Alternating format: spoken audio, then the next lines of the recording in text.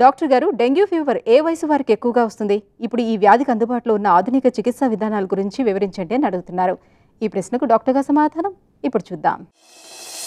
నమస్కారం అండి. జనరల్గా డెంగ్యూ అనేది మనకి వైరస్, దాని ట్రాన్స్మిషన్ పర్సన్ టు పర్సన్ వెళ్ళేది మస్కిటో బైట్ ద్వారా. సో మస్కిటో ఎవరిని కరిస్తే వాళ్ళకి డెంగ్యూ వచ్చేదానికి ఆస్కారం ఉంది.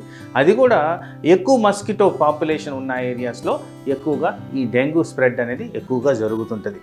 తర్వాత మనం గమనించుకోవాల్సింది ఏంటంటే, ఒకవేళ డెంగ్యూ జ్వరం వస్తే దాన్ని ఎలా మనం కంట్రోల్ చేయాలి? First of all mosquito control అనేది తీసుకోవాలి. ఎందుకంటే ప్రైమరీ కాంపనెంట్ మస్కిటోస్ కాబట్టి. సో మస్కిటో అవాయిడ్ చేయడం వాట్ ఎవర్ మీన్స్, అంటే హ్యూమిడిటీ తగ్గించుకోవడం, మస్కిటో నెట్స్ వాడడము, డోర్స్ ప్రాపర్గా లాక్ చేసుకోవడము, ఇలాంటివన్నీ మస్కిటో బ్రీడింగ్ ఏరియాస్ తగ్గించుకోవడం, ఇలాంటివన్నీ చేసిన దానివల్ల డెంగ్యూ ప్రివలెన్సు స్ప్రెడ్ అనేది తగ్గిపోద్ది.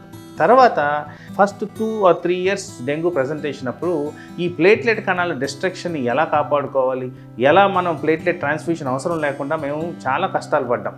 కానీ తర్వాత వచ్చిన ఈ న్యూ మెడికల్ అడ్వాన్సెస్లో పపాయ ఎక్స్ట్రాక్ట్ ద్వారా వచ్చిన మెడిసిన్ ద్వారా ఈజీగా ప్లేట్లెట్ ట్రాన్స్ఫ్యూషన్ లేకుండా ప్లేట్లెట్ లెవెల్స్ని పెంచుకుంటూ వస్తున్నాం. సో వెరీ రేర్గా ప్లేట్లెట్ ట్రాన్స్ఫ్యూషన్ అవసరం పడుతుంది.